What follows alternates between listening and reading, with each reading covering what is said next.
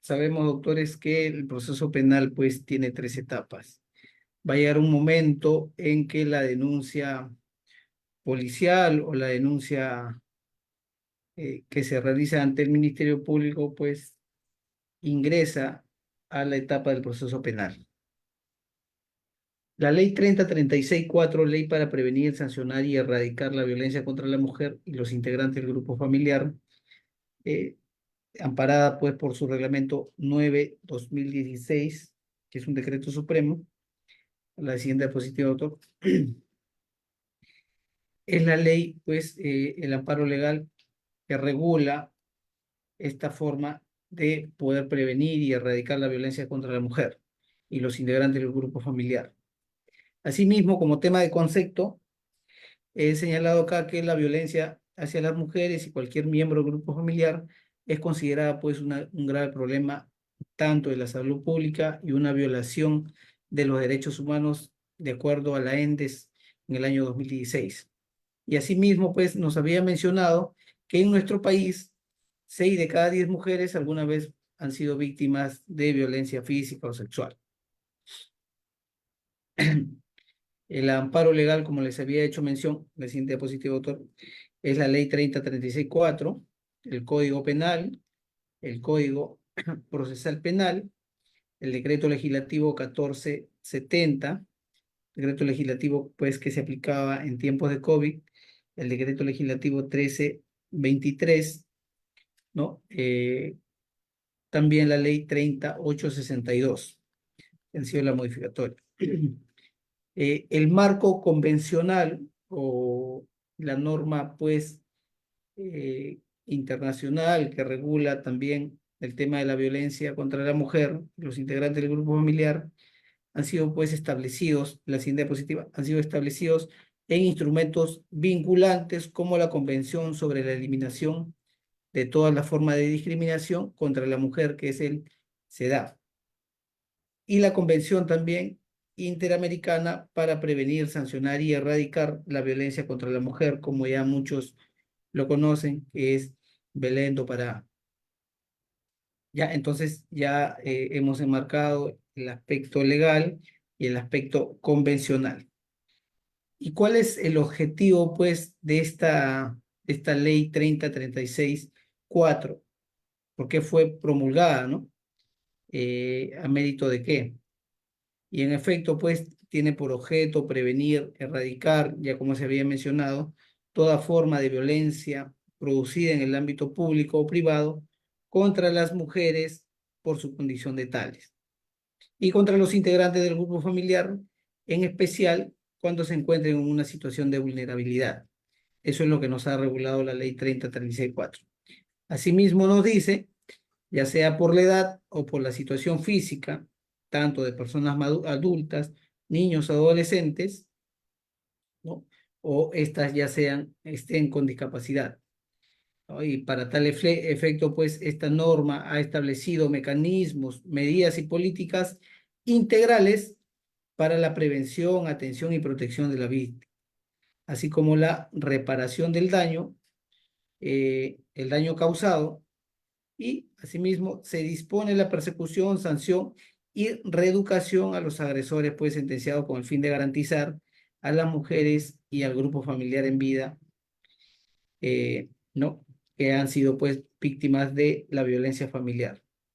Y en efecto pues lo que busca esta norma es un tema cautelar, dictando medidas de protección para proteger a la víctima de agresiones y también un aspecto de sanción, como son pues cuando esta violencia ha sido derivada a las instituciones de persecución penal, como es el Ministerio Público, para poder determinar alguna responsabilidad penal.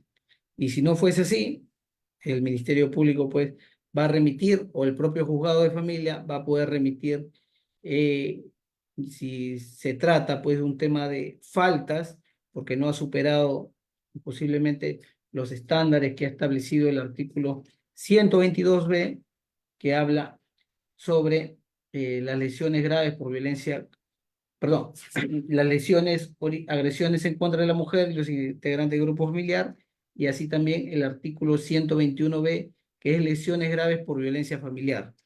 Y ahí también tenemos a las lesiones leves, esto referido a cuando se trate pues de violencia psicológica o violencia propiamente física. Entendido ello, la siguiente diapositiva, autor.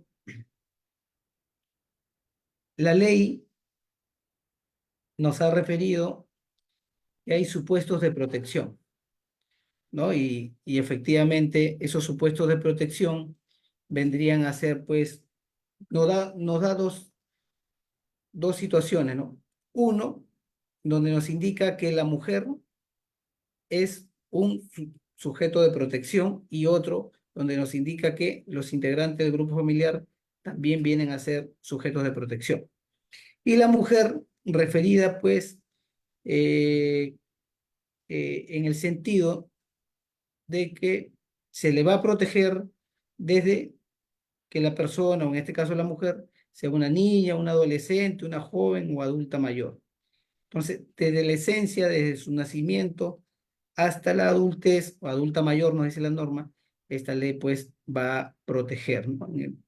Cuando se trata de integrante del grupo familiar, la propia ley nos ha establecido eh, determinadas acepciones a los integrantes del grupo familiar. ¿Y qué nos dice? En el artículo 7 de la ley 3036-4, nos dice que los miembros del grupo familiar, entiéndase como tales, a los cónyuges, excónyuges, convivientes, exconvivientes, padrastros, madrastras, o quienes tengan hijos o hijas en común, las y los adolescentes o descendientes por consanguinidad, adopción o por afinidad, parientes colaterales hasta el cuarto grado de consanguinidad o de adopción, y segundo grado de afinidad, y quienes habiten en un mismo ambiente o en un mismo inmueble. Ya, eso nos ha señalado. Asimismo, por último nos dice, ya, siempre que entre estos no medien relaciones contractuales o relaciones laborales, sin efecto. Bueno, si nosotros, si en un domicilio hay una familia de repente extensa, no propiamente nuclear, una familia extensa donde vive el abuelo, vive el tío, los hermanos, papá, mamá, 10 personas, 15 personas en un inmueble, efectivamente hay la posibilidad de que tengan pues una empleada del hogar o una nana o una persona pues que tenga un vínculo laboral con esa familia. Efectivamente esta persona pues no se encuentra inmersa, por más que de repente que por su estadía, incluso algunas tienen camas, ¿no? Cama adentro, como le llaman, y esta no estaría involucrada pues cuando ocurra un hecho de violencia. ¿Ya? O cuando nos dice también, cuando exista un tema de relaciones laborales o contractuales. Efectivamente, también cuando una persona pues esté alquilando un espacio, un cuarto al interior de un inmueble, este también se va a encontrar inmerso de producto de violencia. La siguiente diapositiva, autor. Bajo el entendido, sí, ahí, doctor, el delito. Bajo el entendido de que lo que busca el proceso penal es hallar responsabilidad penal, tenemos en claro que cuando vamos a iniciar un proceso penal por violencia familiar, tenemos que recordar qué es lo que es un delito. Y en efecto, ¿no? La siguiente diapositiva, doctor. Y en efecto, ya el artículo 11 del Código Penal nos ha señalado que para que se considere delito son las acciones o omisiones dolosas y culposas penadas por la ley. La acción activa o pasiva es la base, pues, de la conducta punible. Hay delitos por omisión, delitos por comisión por omisión. Entonces, a eso hace referencia a lo que es un delito. Y hablar de delito es propiamente hablar de un proceso penal. Y la siguiente diapositiva, acá les he mencionado de todas maneras que como lo regula la ley 3036-4 y tiene un símil con el proceso penal en el artículo 326, que ya ahorita vamos a hacer mención, es que efectivamente toda persona está facultada pues para poder interponer una denuncia, ya sea por cualquier delito o propiamente por el delito de violencia familiar. En este caso, vinculado, pues si hablamos de delito, estamos haciendo mención a una agresión física, a una agresión psicológica, que ya lo ha determinado el Código Penal. Entonces, cualquier persona está facultada para interponer o poner en conocimiento ante la autoridad, ya sea ante la policía o ante la fiscalía, un hecho delictivo o un hecho que reviste caracteres delictivos, ¿no? De igual forma que cualquier delito, robo, hurto. Entonces cualquier persona va a poner en conocimiento ante la autoridad y esto pues viene a poder tomarlo como concepto o lo que he mencionado, tomarlo como concepto de lo que es la noticia criminal. El artículo 326, el siguiente diapositivo, doctor. El artículo 326 guarda un símil con lo que también nos regula la ley 3036-4 en referirnos de quienes están facultados y obligados para denunciar, ¿no? Y efectivamente, si se trata de una denuncia, si se trata de un delito, es pertinente poder hablar de denuncia. Entonces, el artículo 326 nos dice, cualquier persona tiene la facultad de denunciar los hechos delictivos ante la autoridad respectiva, siempre y cuando el ejercicio de la acción penal para perseguirlo sea público. Efectivamente, ¿no? Entonces, si hablamos de la ley 3036-4 y hablamos de delitos de persecución penal pública, estamos hablando de que los encargados para poder iniciar un acto de investigación, ya sea por conocimiento de un testigo o a conocimiento de una noticia criminal, eh, que lo hayan podido advertir tanto la autoridad policial, pueden interponer o iniciar actos de investigación de manera oficiosa, ya, porque efectivamente la acción penal para perseguirlos es pública. El 326 nos dice, la siguiente diapositiva, doctor, nos dice quiénes están obligados y quiénes no están obligados. Los obligados a denunciar, efectivamente, pues son los profesionales de la salud, los educadores, los funcionarios en el ejercicio de sus atribuciones o por razón de su cargo. Y acá voy a hacer mención en cuanto a los profesionales de la salud y los educadores, porque de la misma forma la ley 3036-4 obliga a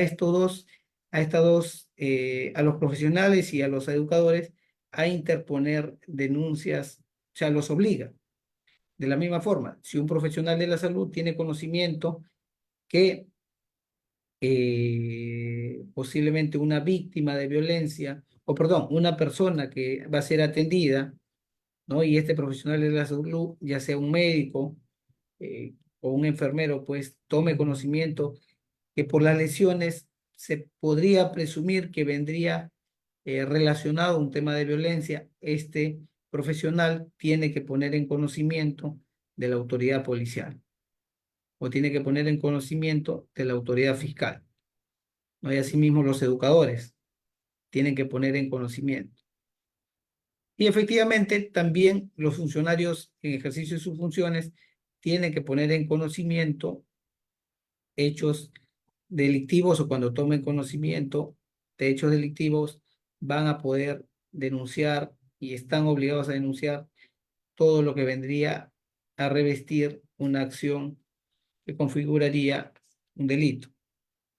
¿Y quiénes no están obligados a denunciar?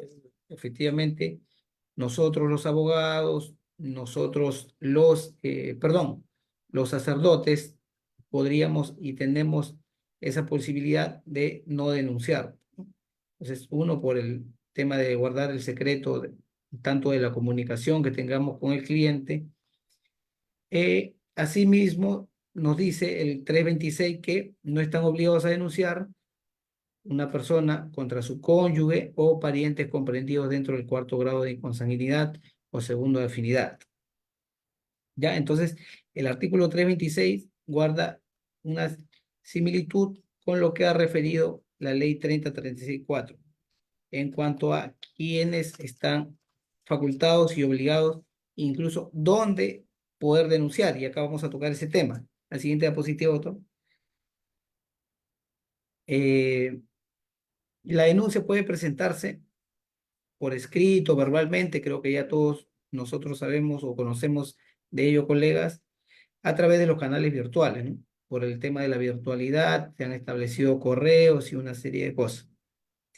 Eh, También se puede denunciar, nos dice, por mensajería instantánea o cualquier otro medio tecnológico que para ese efecto se disponga, ¿no? Ante la Policía Nacional, ante las fiscalías penales o de familia y en los juzgados de familia o los juzgados, pues, que, por ejemplo, si en una localidad no hay una fiscalía eh, especializada en violencia, uno tiene la posibilidad de interponer una denuncia ante una fiscalía penal, ¿no? O si no hay una fiscalía de familia, nosotros tenemos la posibilidad de denunciar ante una fiscalía penal.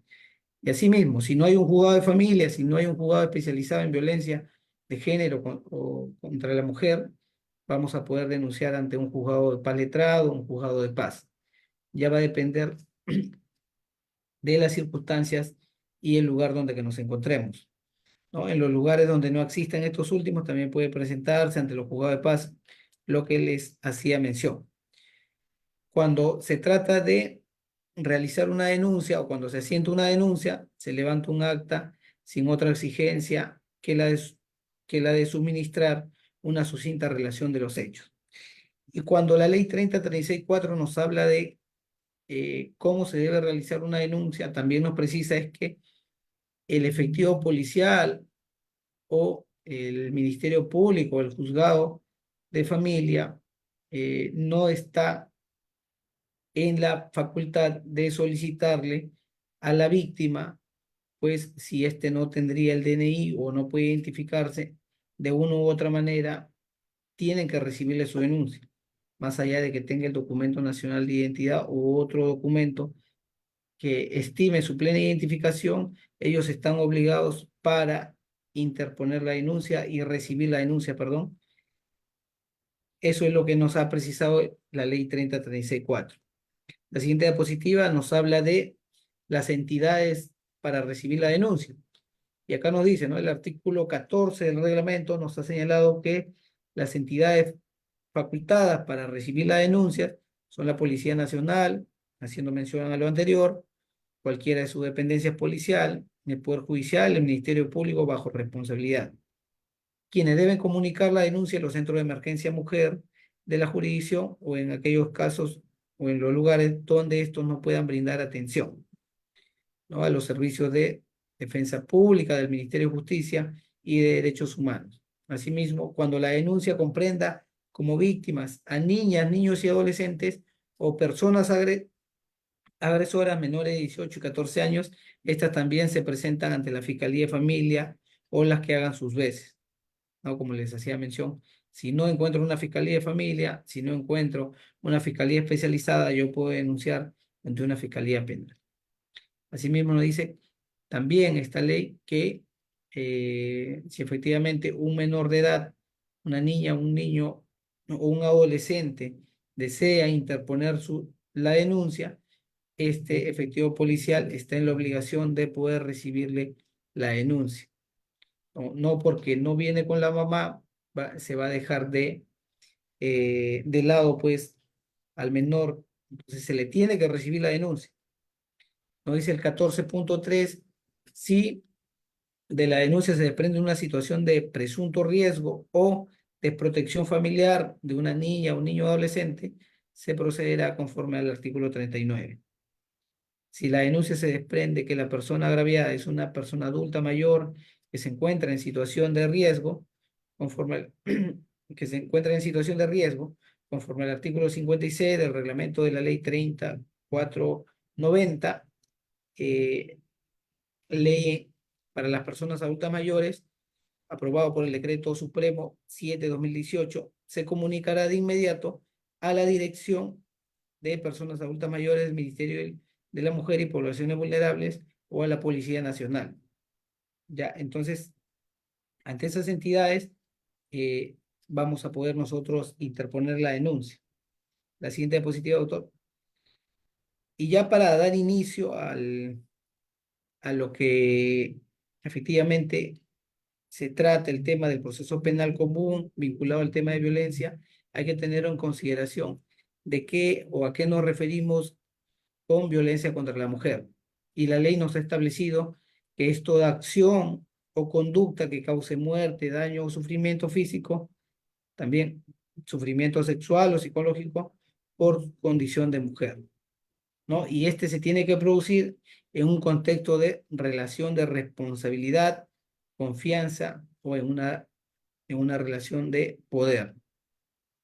¿Ya? Entonces, tiene que haber un contexto de relación de responsabilidad, de confianza o de poder para poder nosotros indicar que se trata de que se ha realizado pues violencia contra la mujer. Asimismo, ¿qué es la violencia contra los integrantes del grupo familiar? La propia ley nos ha mencionado que es toda acción o conducta, la siguiente posición, es toda acción o conducta que cause muerte, daño o sufrimiento físico o sexual o sufrimiento psicológico, y asimismo esta tiene que producirse en un contexto de relación de responsabilidad, confianza o poder. Ya, eso es lo que nos ha referido la ley de violencia, la ley 3036/4. El artículo 6 del reglamento nos dice o nos habla de la grave afectación al interés público o improcedencia de mecanismos de negociación y conciliación, desistimiento o abandono, ¿no? Y acá he consignado este artículo, doctores, porque efectivamente recordemos que a veces muchos colegas en el litigio mismo señalan y aseguran pues a sus clientes de que una denuncia por violencia familiar podría archivarse por el mero hecho de llegar a cabo una conciliación, un acuerdo, incluso extrajudicial, vamos a legalizar la firma, dicen algunos colegas, no, y que todo es mentira, que todo es falso, o que sí, seguimos en una relación, no nos hemos separado, ¿no? Por el bien de nuestros hijos, ¿no? Entonces ponen una serie de excusas con la finalidad de buscar, pues, el archivamiento del caso y esto ya la propia ley lo ha proscrito, lo ha prohibido. Nos dice el artículo 6 en el punto B1, todos los hechos de violencia contra la mujer y los integrantes del grupo familiar constituyen una grave afectación al interés público. Es improcedente la aplicación y conciliación, perdón, la aplicación o promoción de cualquier mecanismo de negociación y conciliación entre la víctima y la persona agresora, para impedir, pues, la investigación y la sanción de los hechos de violencia bajo responsabilidad. O sea, por más que nosotros lleguemos a un acuerdo, ya seamos agresores o seamos víctimas, con la otra parte, efectivamente, no se va a poder o no se va, va a resultar improcedente en incorporarlo, ya sea propiamente al juzgado de familia o propiamente a una fiscalía especializada en violencia contra la mujer. Ya, eso es lo que nos ha regulado la norma. El artículo, perdón, en el punto B2 nos dice, la inasistencia de la víctima a las audiencias en sede policial, fiscal o judicial no produce su archivamiento por desistimiento tampoco a pedido de la persona denunciante, ¿no?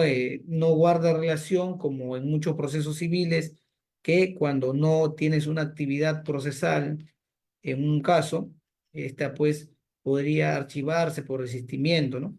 O por olvido, por abandono, incluso en algunos casos te señala, ¿no? La propia ley ha señalado que por más que exista una inactividad de la parte agredida, en este caso del sujeto pasivo, ¿no? La denuncia no se va a archivar, no se puede tomar en consideración que existe un desistimiento por parte pues de la persona, en este caso agredida o denunciante.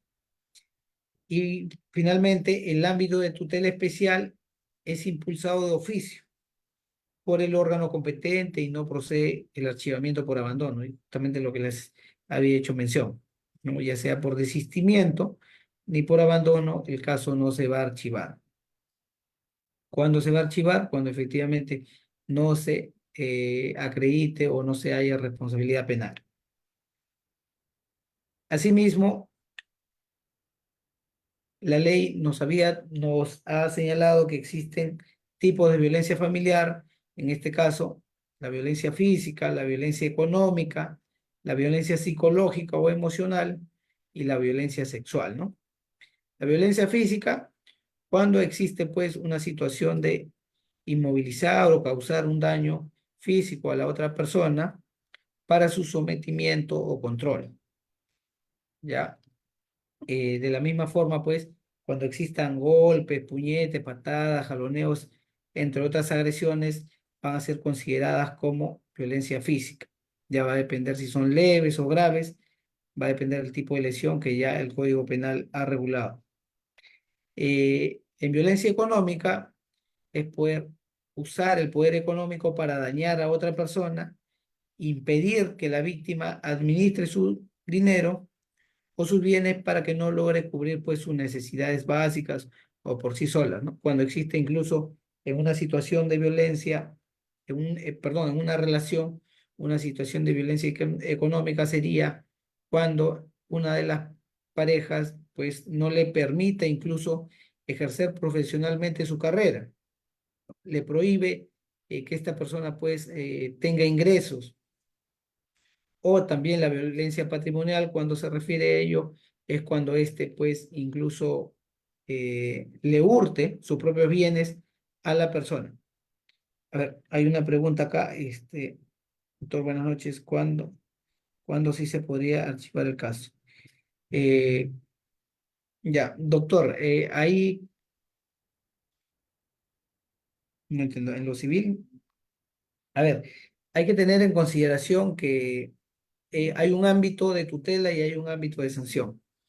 Si hablamos en ámbito de tutela, estamos hablando a las medidas de protección. Para que las medidas de protección cesen, efectivamente, no involucra, como muchos colegas también erróneamente señalan, de que no, que como se archivó tu caso a nivel penal, ya entonces vamos a solicitar que las medidas de protección cesen o que se eliminen o que, o que ya no pues tengan efectividad, se dejen sin efecto, ¿no? Y efectivamente eso pues resulta en ser un criterio erróneo porque la ley de violencia ha señalado que para que se desestime o se deje sin efecto la medida de protección, tienen que cesar los actos de violencia. En este caso, el juzgado de familia pues va a notificar a la otra parte solicitando, a ver, ¿qué dice? Doctor, buenas noches, quería comentarle que se me olvidó de diligenciar el link. A ver, bueno, entonces ya el juzgado de familia ha señalado de que efectivamente para que cesen los actos de violencia, perdón, la medida de protección, tienen que notificar a la otra parte y tiene que dar su, eh, tiene que presentar pues de repente alguna comunicación a efectos de comunicar si los actos de violencia continúan o no. En este caso ya el juzgado va a estimar si deja sin efecto o no. Si se trata de una investigación penal y el caso se archiva, efectivamente, ¿por qué se archivaría el caso? Porque no se ha determinado que exista un tipo de violencia física o un tipo de violencia psicológica. Entonces, efectivamente, si no se acredita ello, si no se acredita el delito, el caso a nivel fiscal se va a archivar.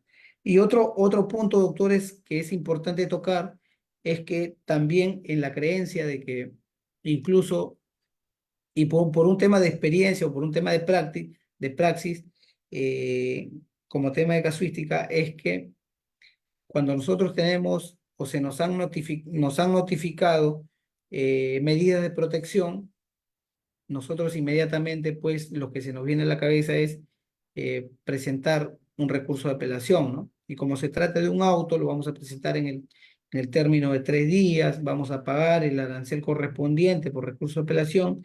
Ese recurso de apelación va a subir a la sala civil a efectos de que nos otorguen, pues, en el plazo de 5 minutos para poder oralizar nuestra pretensión en cuanto a la apelación. Hay en muchos casos donde que el juzgado, la sala civil, perdón, no considera y no, pues, no anula la medida de protección o no, o deja sin efecto la medida de protección, porque para que se deje sin efecto la medida de protección, el órgano competente no es la sala, sino el juzgado mismo que emitió las medidas de protección. Entonces, ello le comento para que también tengan en consideración ello. No vayan a pensar que por interponer una apelación, eh, yo no sé si se han dado casos, pero por la experiencia siempre han señalado que quienes deben, y porque la propia ley también señala, es que quienes dejan sin efecto la medida de protección es el propio juzgado que ordenó o dictó las medidas de protección. Ya, entonces, doctores, vamos a retomar el tema. Los tipos de violencia familiar, efectivamente, son cuatro. Estábamos hablando de la violencia económica. Hay violencia psicológica, es cuando se trata de coaccionar, intimidar, amenazar de forma repetitiva a una persona para que disminuir su autoestima o afectar su personalidad, pues, ¿no? Y eso también ya el artículo 122b y 121b del Código Penal han señalado, pues, cuando existe una afectación leve, severa, y ahorita lo vamos a poder tocar ese punto. También nos ha señalado de la afectación sexual, inducir a la realización de prácticas sexuales no deseadas para ejercer control, manipulación o dominio sobre la otra persona, hacer burlas, humillaciones sobre la sexualidad del otro. Incluso, doctores, un tema de violencia sexual sería, pues, burlarse de la otra persona o de su pareja, de cómo ésta realiza, pues, las relaciones sexuales, ¿no? Hay muchos casos que eh, se burlan las parejas de cómo, valga la redundancia, su pareja realiza eh, la relación sexual, ¿no? Entonces, eso también es considerado como violencia sexual, ¿no? Y también los actos contra el pudor, insinuaciones sexuales o propiamente el acoso, y entre otros actos, pues, que van a depender si la otra parte, en este caso si la víctima, no lo permite o no desea, vendría a tratarse de un tema de violencia sexual. La siguiente diapositiva, doctor.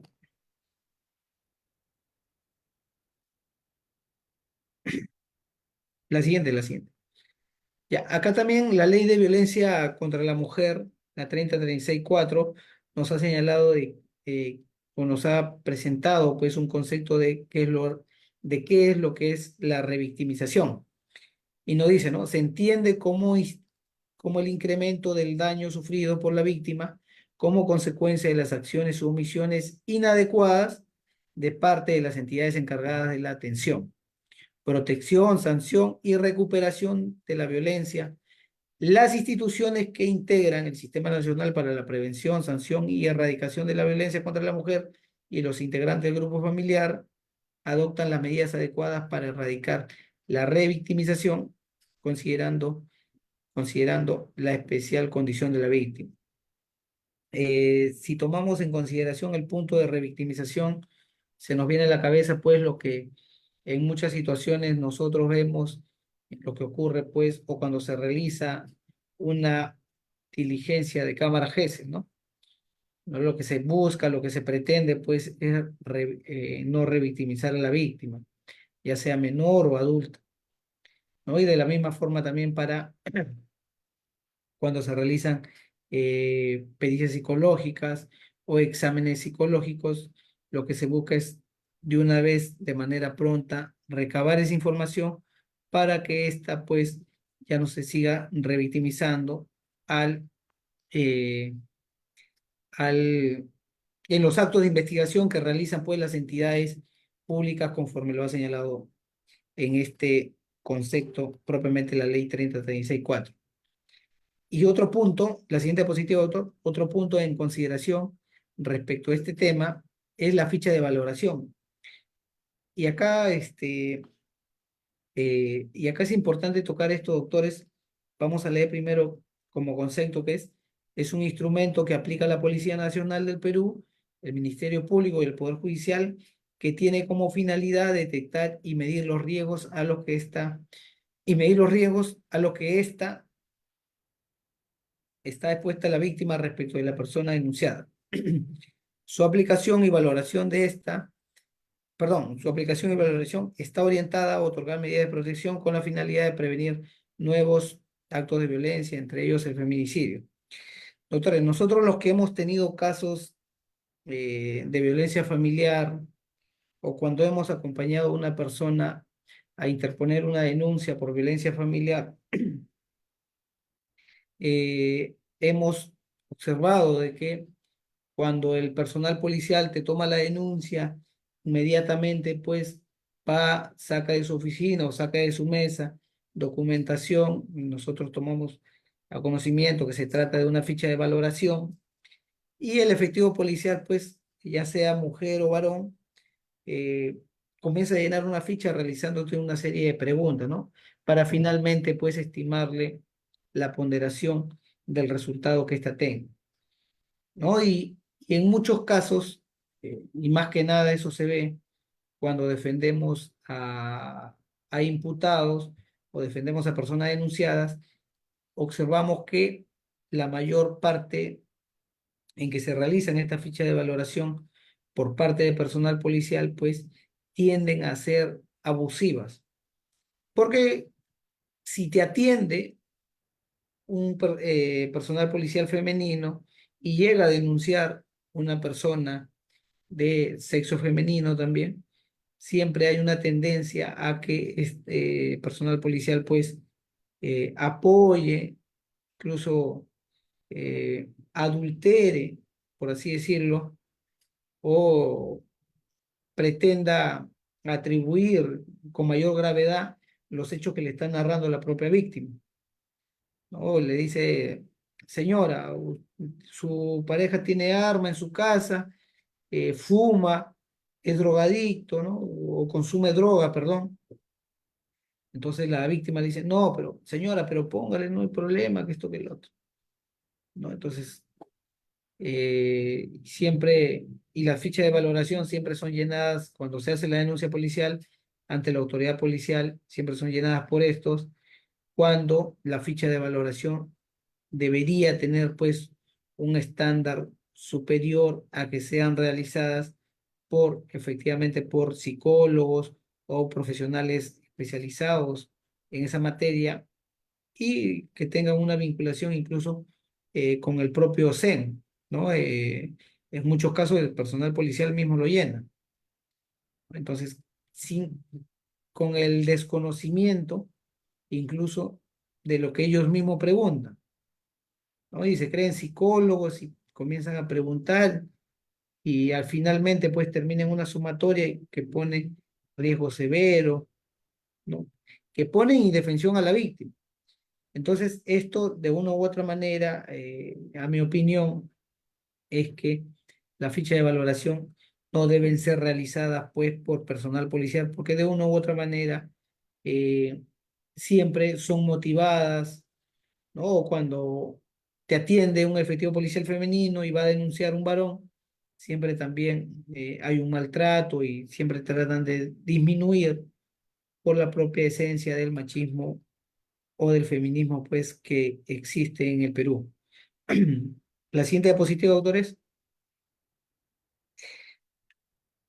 Ahora, con relación al proceso penal, como les decía, cuando uno va a interponer una denuncia, doctores, por violencia familiar o violencia contra integrante del grupo familiar ante la autoridad policial, en este caso ante la autoridad policial, la policía realiza, pues, bueno, te toma la denuncia, posteriormente te hace preguntas para la ficha de valoración, te remite al CEN si fuera el caso, si se encontraría el CEN en dicha dependencia policial, te deriva al CEN, y si no existiese, pues, un CEN en dicha dependencia policial, te va a remitir para que pases una evaluación o para que pases un informe psicológico, ¿no? Reunidos estos actos, personal policial o el que está a cargo, el que te ha recibido la denuncia, o el propio CEN, tiene la obligación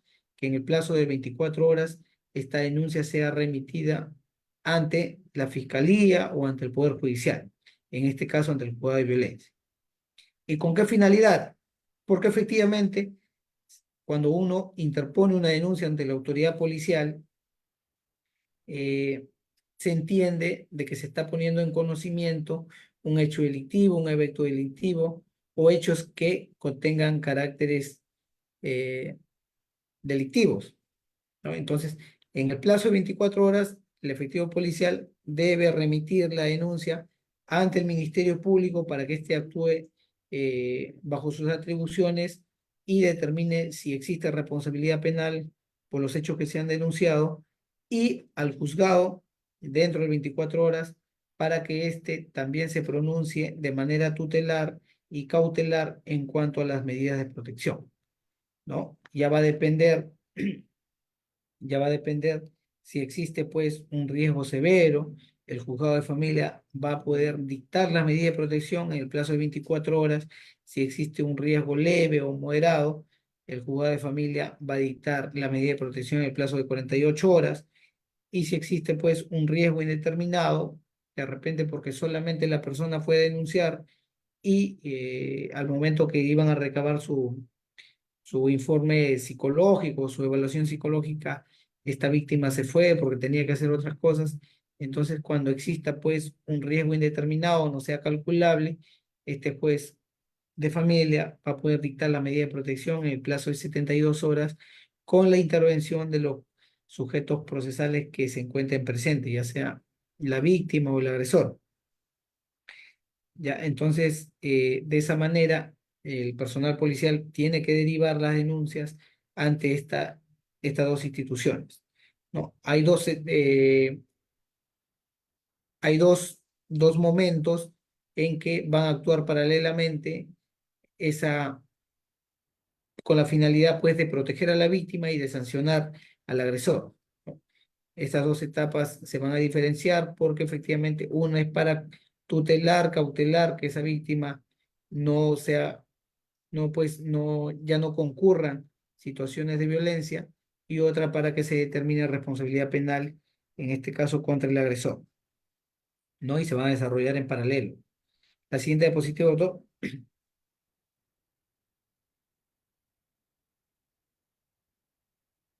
Y efectivamente, como les hacía mención, ¿no? Hay juzgados de familias que van a efectivamente dictar medidas de protección. Hay también juzgados de paz que van a dictar medidas de protección cuando va a depender de la localidad, de la circunstancia en que nos encontremos y el lugar donde nos encontramos. Y también hay juzgados de paz, efectivamente no letrados, que van a dictar medidas de protección. Ya, la siguiente diapositiva. Y respecto a órganos sancionables, efectivamente hay juzgados de paz letrados que van a tramitar la violencia familiar, en este caso si se trata de violencia psicológica o violencia eh, física. Si se ha determinado que esto se encuadraría en un tema de faltas, el juez de paz letrado pues va a sentenciar a esta persona, ¿no? Si se trata de un juzgado penal, perdón, o mixto, también va a determinar si existe responsabilidad penal y efectivamente va a estimar la sanción y la reparación correspondiente, ¿no? Asimismo, ese mismo juez, si se da el caso, perdón, en que exista una audiencia de incoación de proceso inmediato, este también va a poder dictar la sanción correspondiente y estimar la reparación que corresponda a la víctima. La siguiente diapositiva. No, y acá en cuanto a la denuncia, les había indicado de que efectivamente la policía en el plazo de 24 horas tiene que remitir mediante oficio la denuncia y los actos de investigación o los actos que se hayan realizado para poder, para que le puedan emitir las medidas de protección, en este caso en el juzgado de familia, y de la misma forma va a adjuntar esos actuados y va a poder remitir al Ministerio Público para que éste actúe bajo sus atribuciones. La siguiente diapositiva, doctor. Eh, Acá, respecto de los plazos, juzgado de familia, como les había mencionado, cuando exista riesgos severos, el juzgado va a poder emitir las medidas de protección en el plazo de 24 horas, cuando exista un riesgo leve o moderado, dentro de las 48 horas, cuando exista un riesgo indeterminado, dentro de las 72 horas, ¿no? Y los encargados, pues, de notificar esta medida de protección son el efectivo policial, o perdón, personal policial, quien a través de los juzgados van a ordenar que la policía notifique directamente al, correcto, a ver, un ratito, perdón. Sí, doctor, ya, entonces, con esto concluyo para poder dar pase al siguiente ponente. Ya, entonces, la policía se encarga de poder notificar la medida de protección en el domicilio que estos tengan señalado, pues, en su ficha RENIEC. Entonces, doctores, una vez que se ha interpuesto la denuncia y llegue a ámbito del Ministerio Público, como todo proceso penal, el fiscal, al tomar conocimiento de dicha comunicación por parte de la policía, el fiscal va a poder emitir su disposición de diligencias preliminares, aperturando la investigación por un plazo de 60 o 120 días. ¿No? Como usted, la siguiente diapositiva, doctor.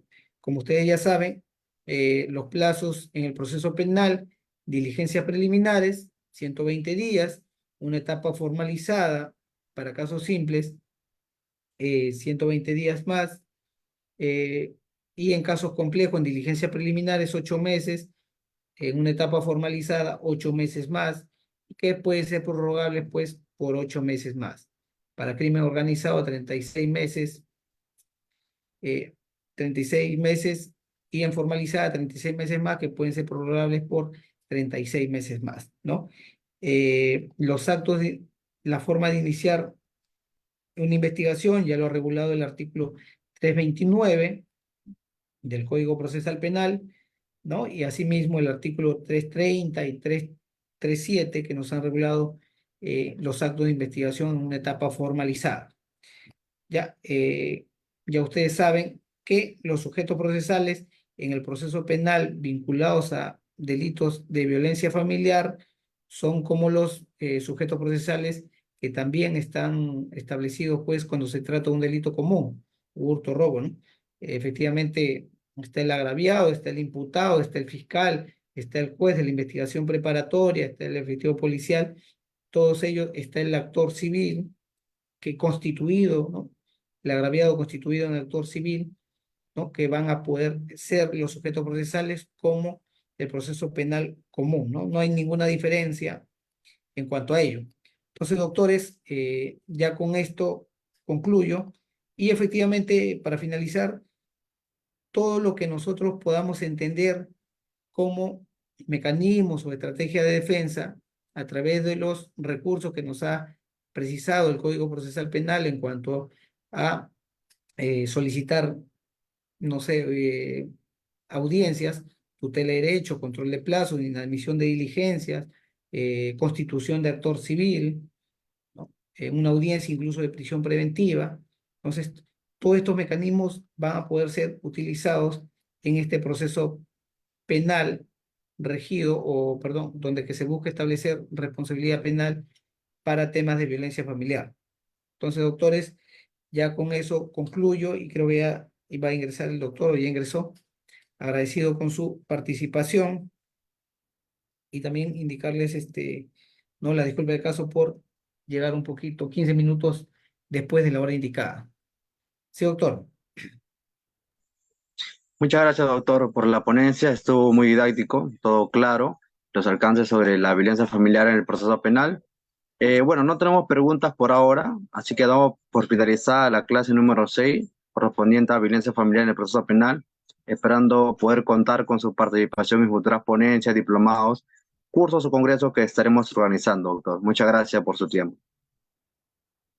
Correcto, doctor. Muchas gracias. Permiso.